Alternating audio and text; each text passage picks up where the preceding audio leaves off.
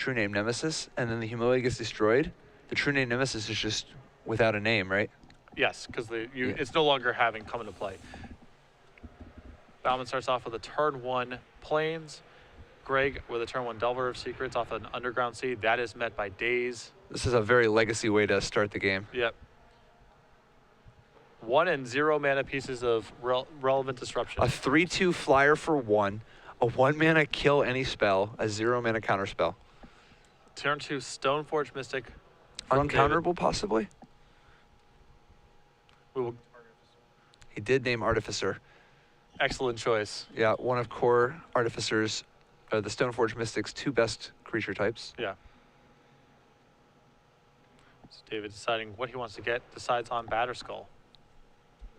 And this is going to be a really quick test for Greg. Delver of Secrets flips on the upkeep, revealing Spell Pierce. Disfigure sure would be good, and it looks like he actually has it. Good for him. I love to see somebody who plays a card like Disfigure in Legacy actually get rewarded for it. Yeah. Good for him. Disfigure and 2 damage or -2/-2 effects. Very good in Legacy, as so many of the critical creatures are 2 toughness, whether it's Delver of Secrets or Stoneforge Mystic or Deathrite Shaman, a number of them. So yeah, people used to play Dismember a little bit more, but the realization eventually came, you know, outside of a Tarmogoyf, what is Dismember even killing? Like literally everything is a 1 or 2 toughness. So David plays a Rashad Import and passes the turn. On the upkeep, he's attempting to plow the Insectile Aberration.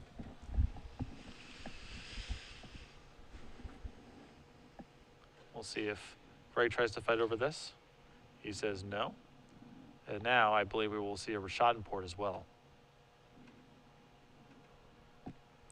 And this is one of the elements we were talking about, that mana denial is potentially really rough. That Rashad Import activation is going to prompt Greg to respawn with a Brainstorm. Greg, full of options, but as we've seen all top 8 long, David Bauman putting people in a bind. Yeah, that is what the Death and Taxes deck does. It's usually not one individual card. The only thing that really does that, Stoneforge Mystic, occasionally Mother of Runes. Usually it's the entire Buffalo being used. Shout out to Mike Flores, who uses that expression roughly 6 times per year. Greg plays a Wasteland to take care of the Rashad Import. So I like this, fighting fire with fire. You know, you're going to tap my mana? Let me just show you some things. I think we may need to do a quick check here, because Greg, because of all the brainstorming that occurred inside the upkeep, may have actually forgotten to draw for his draw step because of the awkward timing. Aether Vial to play from David, and passes the turn.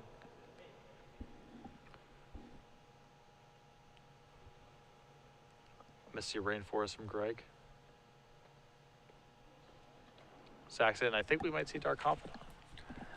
Would be very strong. Gives him something to do. It's kind of a step up, you know. He already has a little bit more mana because of being able to get rid of that port. Dark Confidant would actually start getting him some kind of a real advantage. What David needs to do is get down some kind of a clock, something real. Yeah, and David has already used up 2 copies of Swords to Plowshares as well, so he's a little light on answers to this Confidant.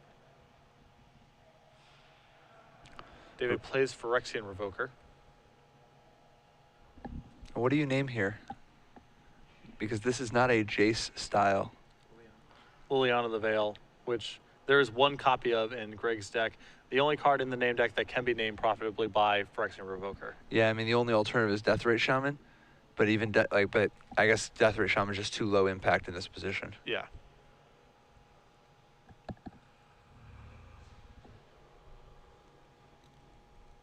But this unchecked Dark Confidant, really problematic. We saw this, the game that David lost against Jun. Dark Confidant was critical in being unchecked and just generating so many resources. Yeah, Dark Confidant, not a bad card in Legacy. That is for certain.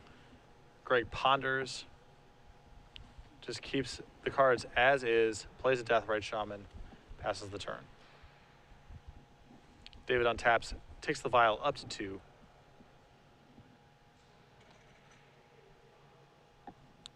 Sends in with the Revoker. I would imagine Greg is likely to let this one through. But you can never be sure. I mean, he's got a lot of life to work with. And may have Liliana in hand, but decides to let it through. Yeah, he wants the mana from the Deathrite Shaman.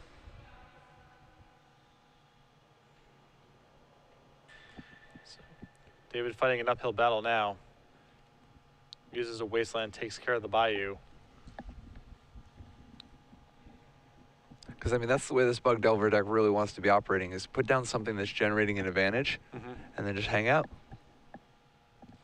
Both people just smashing cards into each other. So, But Mitchell with extra cards from Dark Confidant. with the Confidant trigger on the stack, David attempts to activate Aether Vial.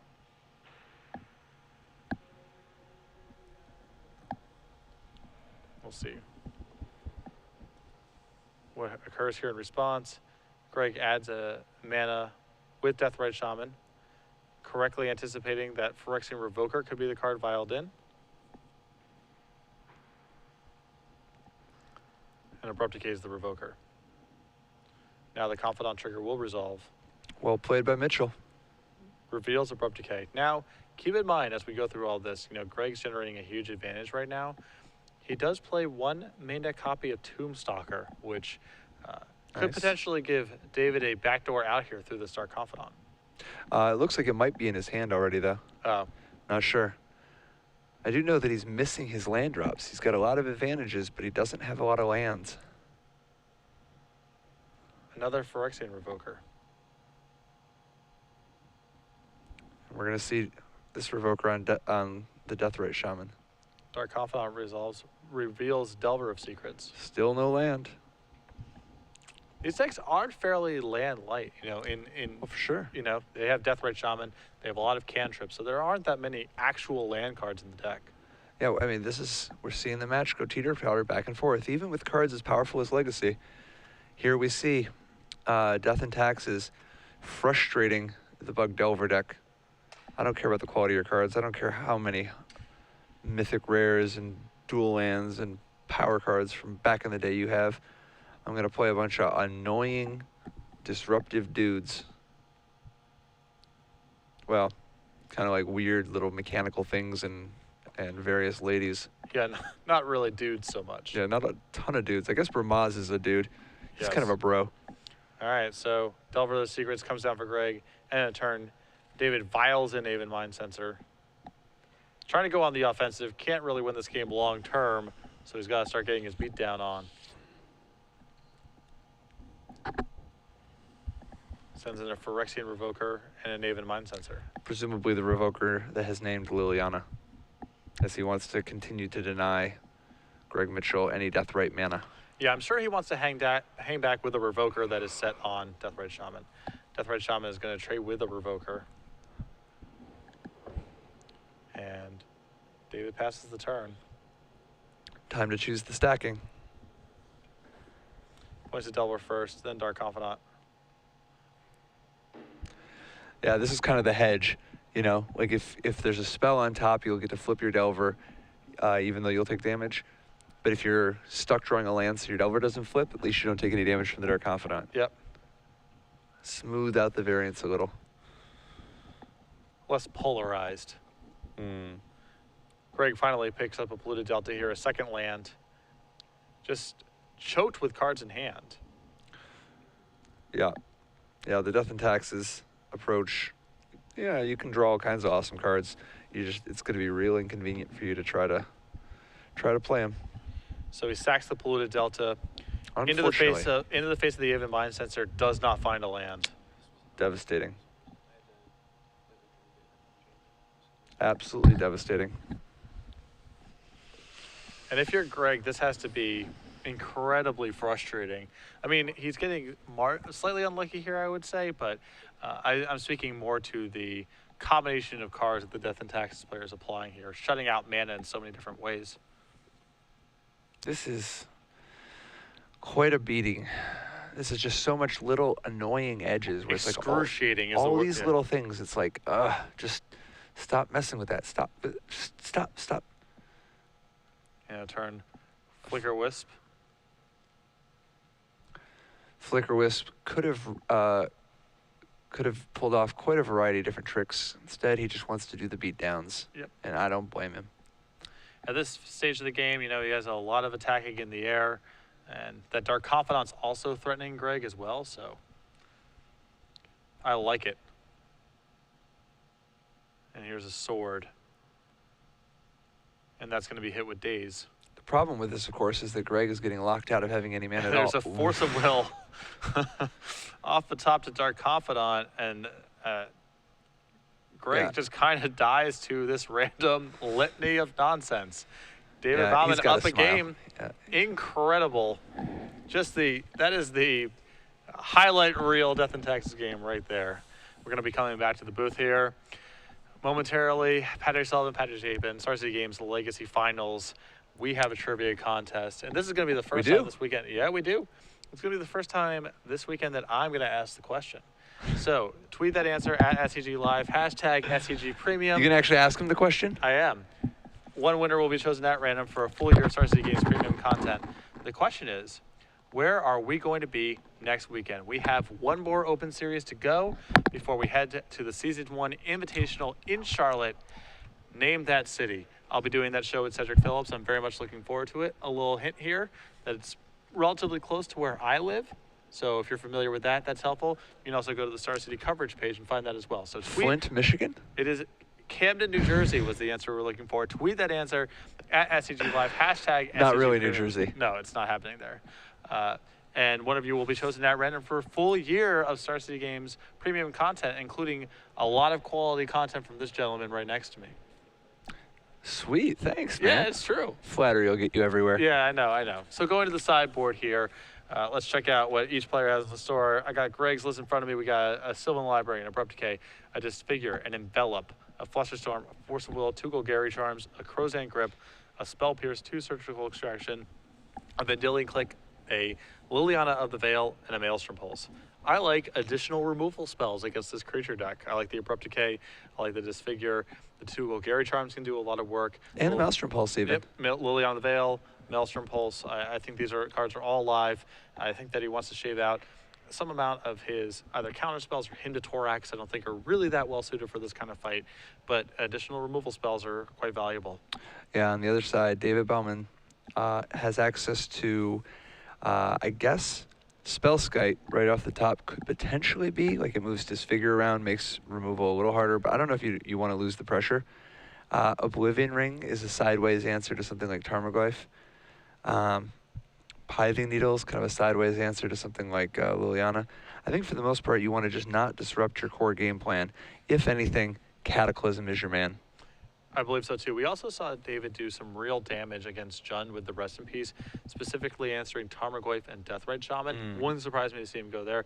I do agree Even with the you. backdoor on Tombstalker. Yeah, I do agree with you in principle. I think David's core game plan a lot more powerful than anything he really has access to in the sideboard. Yeah, and we saw last game why Greg only plays 1 Dark Confidant.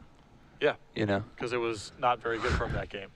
That's why you only play the one. The second one would have been even worse. You know what I like is 1 Dark Confidant and 1 Tombstalker. I love it. Just so you feel something once in a while. Just every draw step is a sweat.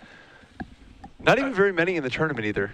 Oh, at the Ravnica block, Constructed PT, the team Pro Tour, all the way back in the day, I was our Rakdos pilot, and I had Dark Confidant alongside Hit and Run, and every draw step was chock full of excitement. Yes, get the blood pumping. And you didn't even mind when you revealed Hit Run to the Confidant because that usually meant that they were dead. So we were talking about the 6 or 7 mana channel. Right. I think 6 mana channel. I think there are a lot of standard formats where that would be totally fine. It's not even clear to me if 6 mana channel is actually that much better than Hatred, if at all. But I do think that 6 mana balance would not be okay. Yeah, I think that I think I do like your answer more the more that I reflect on it. I do think that channel has the highest ceiling to be disastrous of a lot of cards that have been printed. As a lot of times it is just win the game depending on what cards are surrounding it, especially if things like Eldrazi or good X spells are floating around. But I think the average standard format would probably be damaged more by a 6 mana balance than a 6 mana channel. Because first of all, it's like Wrath of God Mind Twist so often. But then also, if you ever have any artifacts, enchantments, planeswalkers, anything that dodges it, don't even get me started on artifact mana, Right. I played plenty of pickup games when I was a kid, where Revise was the most recent set and Balance was heavily involved. And even given my really rudimentary understanding of power level, I could detect that something was not quite right with Balance. I love the ultimate irony. The in name be damned. There was something not quite right. Yeah, I remember when we used to be able to play 4 balances in tournaments. Yeah. And it's like this is just not a realistic world that we live in. Yeah. It's just balance. That was a little bit before my time. When I started playing in tournaments, Balance was restricted at that point. Oh yeah, balance wasn't even one of the first restricted cards. That's the crazy thing. It took people a little while to figure it out. You know what was restricted before balance? Probably Dingus Egg. Dingus Egg. Because after I've been ice stormed, stone rained, and sinkholed 1,000 No. times, I'm really frustrated by the damage I took. No, you know why they banned or why they restricted Dingus Egg? I don't really know. Yeah, because the Dingus Egg balance deck. Oh, okay. You just like you're just playing. It's really good to see them get to the root of the problem, which was Dingus Egg. Oh yeah. Oh yeah, when you're just playing tons of moxes and they're like, well, balance. I guess you have no cards in hand. Listen, Magic has a long history. Players, back in the day, old R&D teams, whatever, of focusing too much on the card that was literally dealing lethal damage and not the cards that set up that sequence. So Dingus Egg Balance is a great way of contrasting. Well, I know that you literally, the Dingus Egg dealt you lethal. I get that that's what happened here, but I think that that's probably not what the root problem is here. I think it's the Mind Twist, Wrath of God, Armageddon Fuse card for 2 mana. That probably had more to do with it. But who am I to say, Oh, yeah. The Dingus Egg did deal lethal, Balance did not, so. Oh yeah. I mean, those were the good old days. The problem isn't Ponder, Mana Leak, and Snapcaster Mage in the same standard format. It's Delver of Secrets. Secrets. Delver of Secrets. We have a long history of doing this. We'll continue to do it until, that instinct is going to outlive me, I'll tell you what. Oh my gosh. You know what the first restricted creature was? Is it Kurdape? It was Juggernaut? Ali from Kyra. That's a great choice. Greg starts off with an Underground Sea and a Deathrite Shaman. David with a Cavern of Souls and a Mother of Runes. This game much better for Greg, being on the play and starting with his big opening of Deathrite Shaman. Though David has benefited tremendously from being the first seed. Oh yeah, yep. Cavern on Human here, and I think for as good of an opening as this is, if Greg doesn't have access to a removal spell for this Mother, things get really dicey. He does have Lily on the Veil, great opening, great start. But Oh, you're talking about the best possible situation for him, of like even conceivable. It's up there. It's pretty high on the list. What is David got to do to actually start turning this around? Just start playing some creatures here. Liliana isn't going to run away with the game all by itself. It's certainly not good for David, but another Mother of Runes. I would certainly never claim this is ideal for David, but he's got some time. But if Greg starts supplementing this Liliana with additional removal spells, then it's big time trouble. Wasteland from Greg takes care of the Cavern of Souls. Hymns David, really running him out of resources. Yeah, I mean, this is going to put David down to just 1 card in hand. No, I'm sorry, 3 cards in hand, but with only 1 mana. The upside, though, for David, his Mother will be turned on. Yeah. Discards Horizon Canopy and Flicker Wisp. Removes the Horizon Canopy. Oh, brutal. Disfigure. That's the last piece of the puzzle. Wow, had everything. Had it all. Yeah, man, I know David's got to be wishing that Greg had not just disfigured his Mother like that. Yeah. Then he would actually have something to work with, some upside, but now he's just been wiped clean. David down to very few cards in hand, very little mana. He does have Rest in Peace, though, which means at least the Deathrite Shaman is turned off. Yeah. It's not actually a horrible start from David. The Liliana is still a huge long-term problem, but Sylvan Library. And this is really curious because that's not a card I would have really expected to stay in here or provide much value, but given how slow and grindy the pacing of this game is, how card advantage oriented it is, Sylvan Library, an incredible draw for Greg. Absolutely, and it looks like Greg now able to skip the Wasteland to the top. How many cards will he draw? He decides to Necro for 1 extra card. Normally, Deathrite Shaman plus Sylvan Library providing a very powerful 1-2 punch. Rest in Peace ensuring that the Death Ray Shaman can't actually gain any extra life. But this is still quite bad for David. It's not good. It's not good. Another Death Ray Shaman added to Greg's board. That's met with Swords to Plowshares. So the problem here is that David doesn't have any mana or cards in hand. It's the main problem anyway. Yeah. The issue with the game right now is it's not clear that it's not clear that David is participating. Well, he does have a Rest in Peace. Yeah. He buys him a lot of time. Yeah, it means that Greg is going to get to enjoy it. Really savor it. Breathe in deep. Really just kill him 1 point of damage at a time. Plus is the Liliana. David has to discard the last card in his hand, which is Stoneforge Mystic. He doesn't have the mana to... Dude, Liliana Yes. is a card designed for Legacy people. I mean, it's good in every format, obviously, but like, I like the incremental. Like, we're just manipulating resources. It's got lots of different ways you can play it. There's lots of lines, and the other person is just going to be crippled and unable to play a game of Magic because Right. Liliana is just doing her little thing where she puts her hand on their eyes and like the purple vein type curse thing, the veil curse thing is spreading. It's a planeswalker that you don't always plus, and that is as legacy as it gets. Oh yeah. Sometimes I just don't do anything at all. Liliana and I just hang out. No rush. Yeah. I'll tell you which planeswalker I don't plus. Sarkhan the Mad. I do not plus to Balt. Liliana pluses up to 6, gets rid of the Ratchet Bomb that David's brought in. You're such a red player. You would totally plus Vault before you plus Sarkhan the Mad. Another land here for Greg. Pluses the Liliana yet again, so he can ultimate Liliana with some backup. Keep the Liliana going.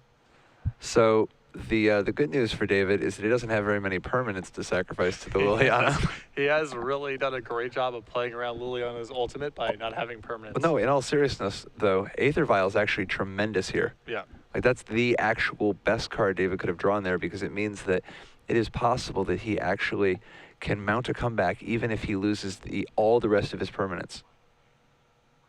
Both of them. Does Greg even use Liliana? Why Yes, not? he does sides too. Sure. How much you want to bet that the Rest in Peace and Plains end up in the graveyard? I don't know. The problem is the Rest in Peace is still kind of valuable as so many of Greg's draws get better once it's no longer in play. Well, I assume he's not going to put the Rest in Peace with the Aether Vial. Yeah. And David says, "Yep, don't need that." Now Delver. You talked me into it. It does feel like the Aether Vial is the most significant of the 3 cards. Probably the split there is. Could be the psychological edge. Hymn to Torak revealed, just in case David had some grand ambitions of having a resource at some point in the game. Insectile Aberration across for 3.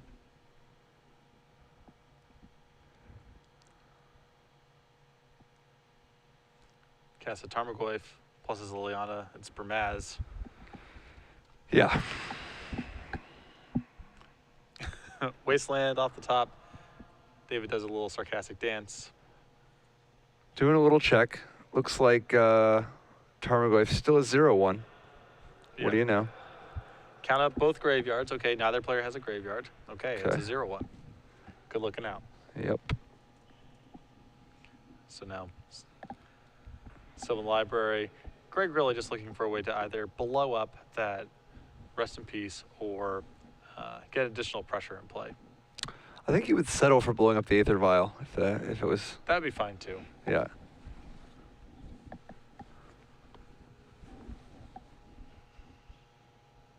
Sylvan Library, giving him a lot of selection. As soon as he finds a few fetch lands, he'll have a fresh look. And Greg so far ahead on resources here. He's going to Wasteland David's Wasteland.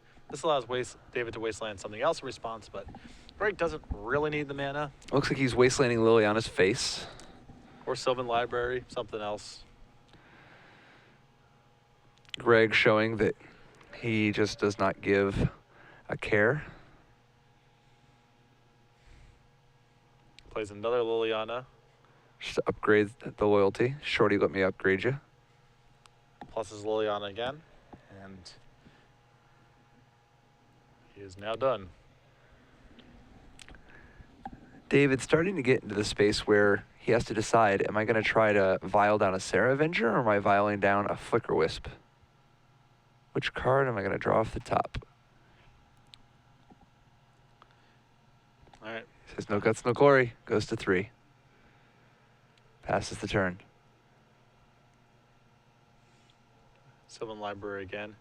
I'm actually a little surprised given how, how crippled David's board is, that Greg has been a little more aggressive trying to Sylvan Libraries, looking at these same hymns over and over again. Well, he keeps having to discard his cards, and I think he doesn't want to lose it, but why not get that hymn to Turok out of the way? Right. Even if you have to discard it, get her out of there. Liliana goes up again. Is Mother of Runes. Mother Runes. Liliana hasn't ultimated in a few turns. I wouldn't worry about that. I think, does the Delver kill him before we go ultimate here with Liliana? Knocks him to 5. Yeah, Liliana will be at 6. Delver knocks him to 2, and then Liliana might as well ultimate. Another Delver of Secrets. Because he kept those hymn to Turoks on top. Shot import, I think. I'm starting to think that Greg's going to tie it up. Reveals him. That's 6 points in the air. They go to game with 3. No meaningful permanence in play, and he is defeated. Sick. That was an incredible opening by Greg. For as unfortunate as game 1 was for him in a lot of respects, looked like he was pretty comfortably ahead if he drew a reasonable mixture of mana and a couple kill spells, and ended up dying to, his own kind of land screw, revealing a Force of Will to a Dark Confidant, all that stuff.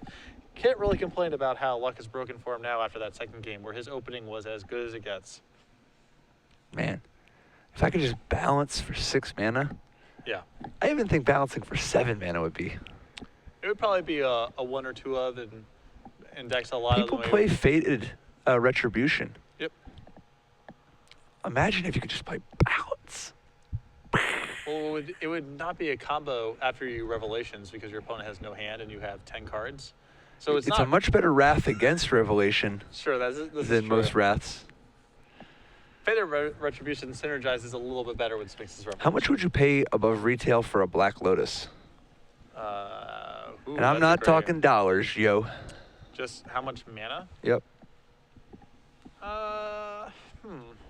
Well, Gilded Lotus is kind of fringe playable in standard around 5 mana. But you get to keep using it. Right. I would say for 3 mana it would have a home somewhere. See, I don't think it would be desirable to print for 3. Oh no, I think it would be a huge risk.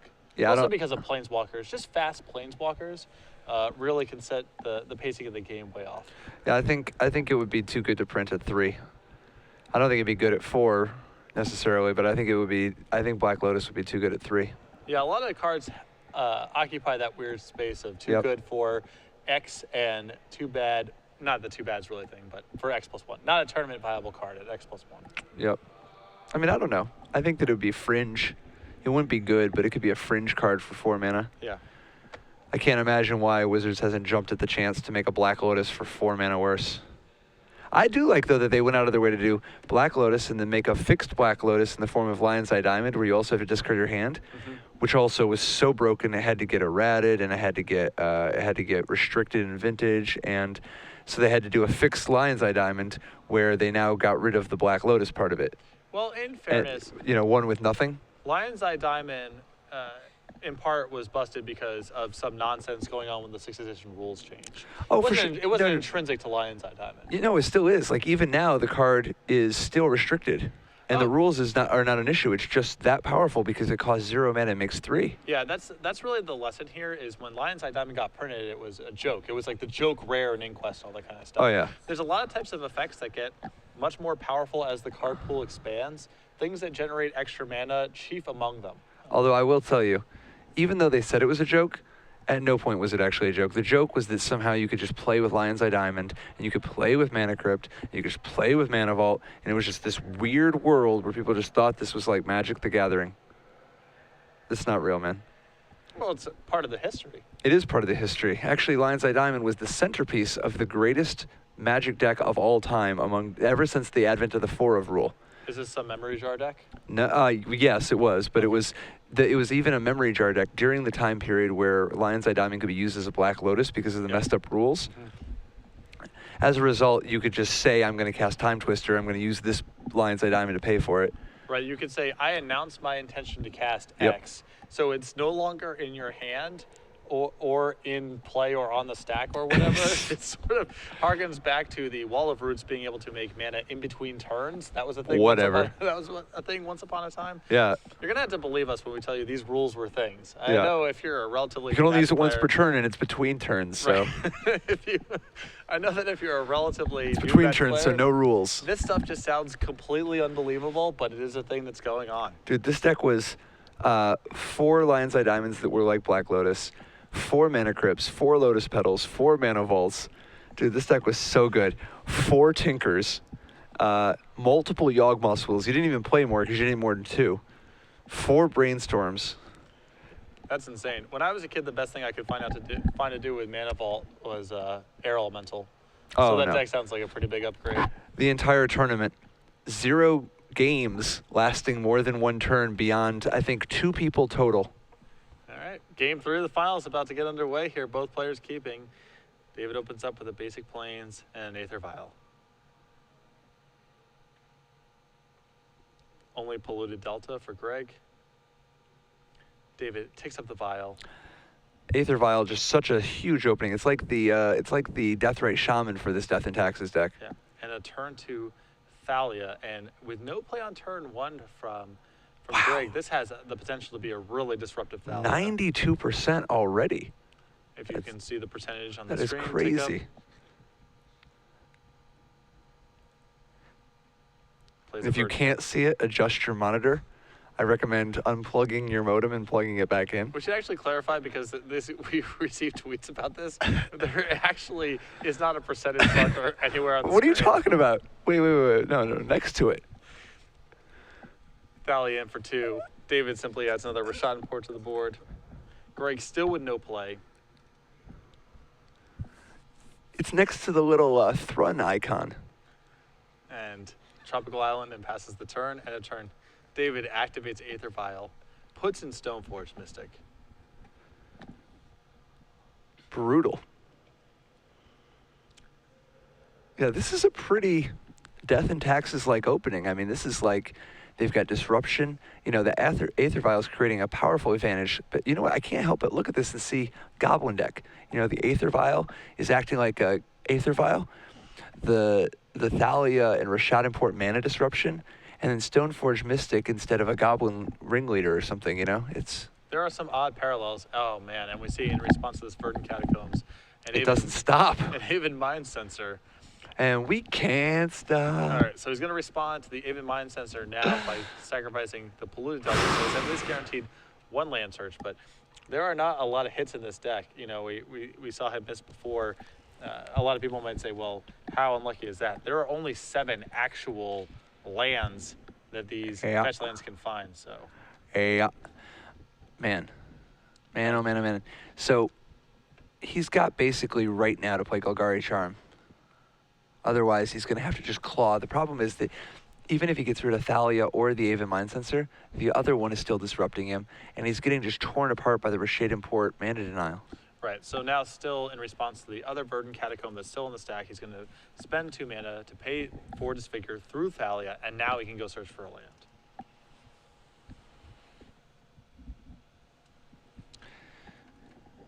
Death and Taxes doing what they do, building the roads. Thalia in for 2 more. A second Aether Vial for David.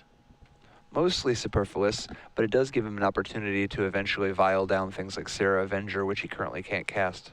Yeah, getting the 1 vial set to 3 and 1 vial set to 2 is probably the ideal setup here. Allows David to continuously use his Rashad imports to shut down Greg further and also still advance his board.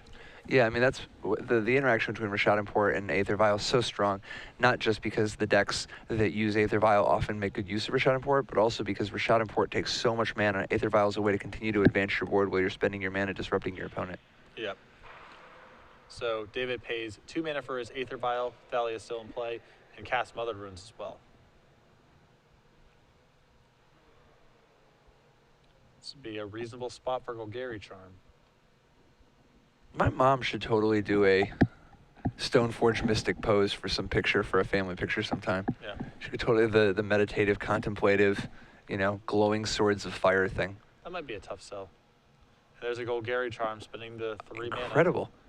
This is, okay, like all jokes aside, this is exactly how the comeback has to start, right? Yeah. There's still some other problems here, which is, the equipment is looming. Oh, yeah. But that Golgari Charm was, excellent value. Yeah, and it's now 80%. Greg is free of the constricting influence of Thalia and all these Rashad imports. He can start casting his spells.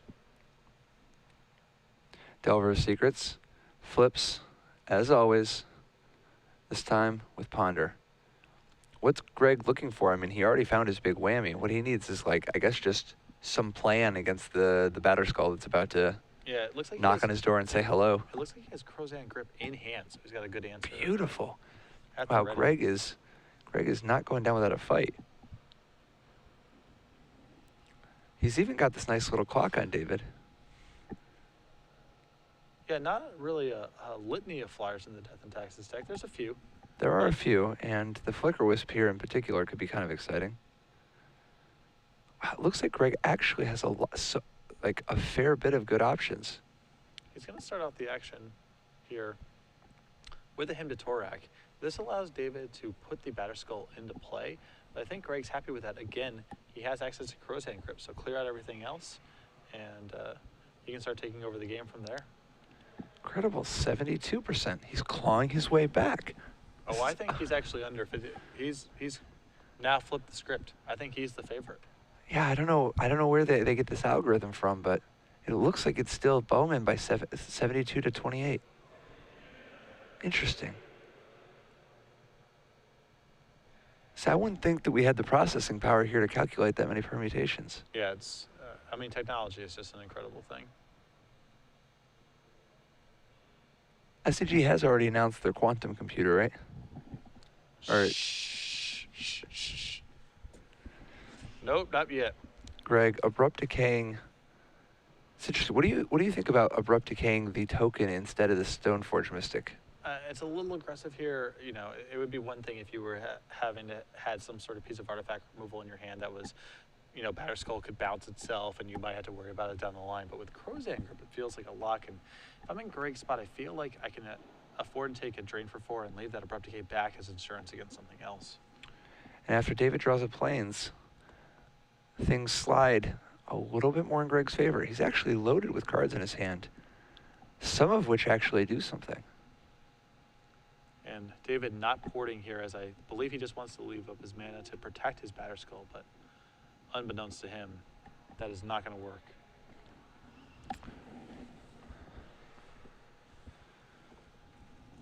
Greg, actually on the offensive, this is like what you were talking about when you're watching your buddy.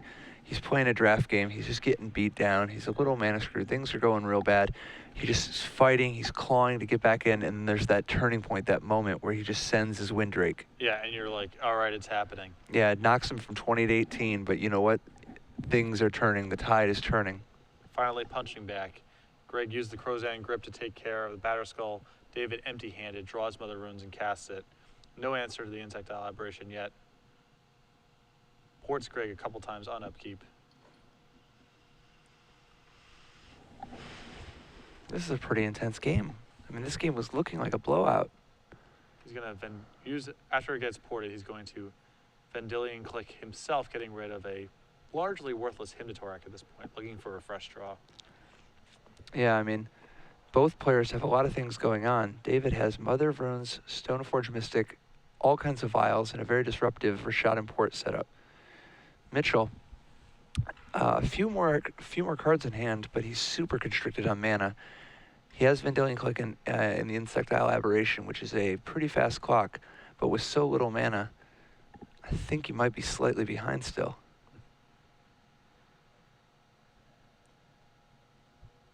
And now Insectile Aberration attacks. Vendilion Click cannot, of course. Just freshly summoned. All of the insects and all of the haste creatures attack, as well as all of his creatures with fear. And now there's a very large Tarmogoyf. Wow. A great draw for Greg Mitchell. Now David in a load of trouble. Before it looked like, you know, Umezawa's Jitte potentially could be a huge draw with between Mother Runes and Stoneforge Mystic, but Tarmogoyf really complicates matters. Edge appears to have slid it in Greg's favor. The key here is Greg continues to hit one of the advantages of being a blue deck. The blue cards. You just kind of, well, you kind of deserve it. I mean, he hasn't cast any of them, but you just kind of, you know, you kind of deserve it. Yep. So David porting inside of upkeep, trying to keep Greg off of blue mana. But Greg has the mana with his Bayous and Wasteland to cast Liliana of the Veil.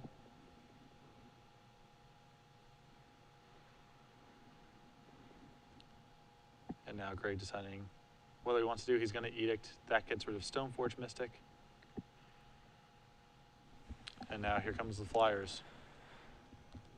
Vendilion Click, Insectile Aberration in. Tarmogoyf 2.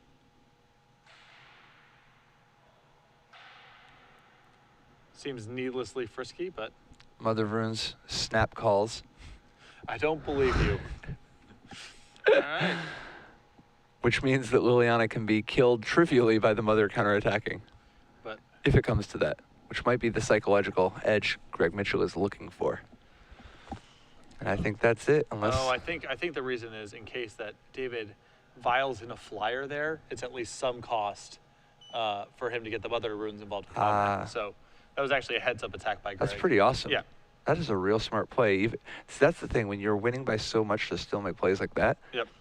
That's the mentality of a champion. And David on 5. Greg with lethal on board. David's mother, the only thing he has left besides the vials. Greg's going to start off the turn by taking up Liliana. We're going to find out. All right, David still has a secret. He has one secret lit remaining. It's got to be either a Sarah Avenger or a Flicker Wisp. Activates the vial for 3. It is the Flicker Wisp. Wow. Unbelievable. That's a start. Okay. We got a little something going now.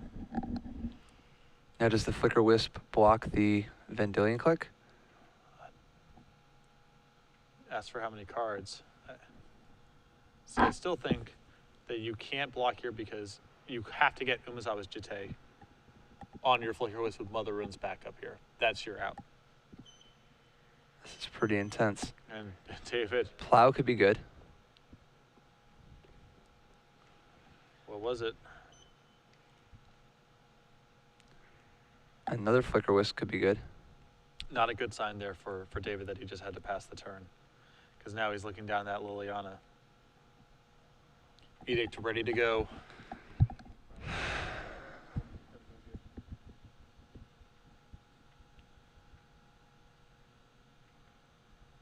We'll see what Greg has in store here. I do like eating. He's going to Thoughtseize first. And in response, David goes ahead and vials in Phyrexian Revoker. Wow. That's And so that's on intense. Liliana. That was insane. And that's on Liliana. Oh my God. We're starting to claw back here. That was incredible. Greg has... What a maniac to not play it proactively. Yeah.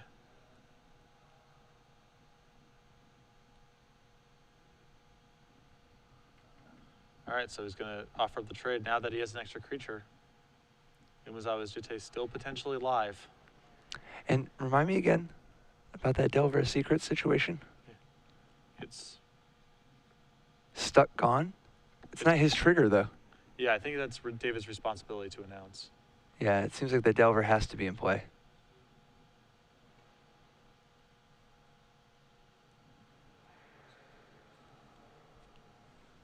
Yeah, to me this feels like it's David's trigger, or at least it's possible. Does it graft the trigger onto the Delver of Secrets, in which case it becomes Greg's trigger? I'm not sure. We're gonna have to get a ruling. Sounds like it's not. My guess is that it's a flicker wisp. Yeah, sometimes the exact language on the cards here influences what happens. Oh yeah. Not quite as much as Matt Tabak influences what Right. happens. However, he often goes by the words on the cards. Okay, the Delver is back. I mean, David's going to need. There's a sword.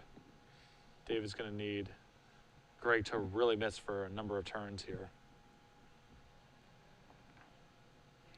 Any spell on top of these Delvers flip and it's lethal. Does not flip. What a weird game.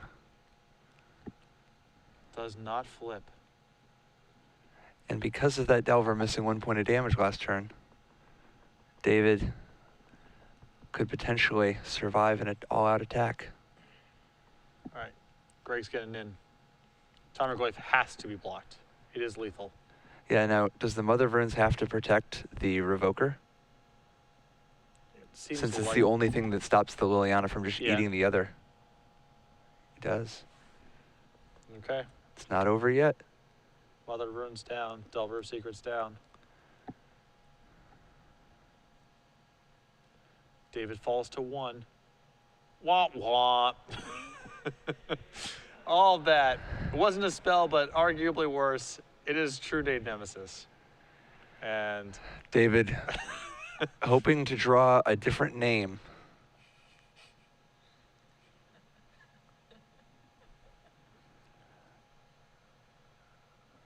So close. crazy. See, what were you thinking it was going to be when it wasn't the spell? Right. Well, it could have been a land, and then we maybe No, got it's a game always going. see. This is why True Name Nemesis is too good. I think a number of cards would have been good enough in this spot. Really hard to peg the blame here on True Name Nemesis. Now he's got to not joke around though, because if he shoots the Delver Secrets, he could draw Swords to Plowshares. If he has a creature in hand, he could actually live through the turn. Yeah. This is not game over.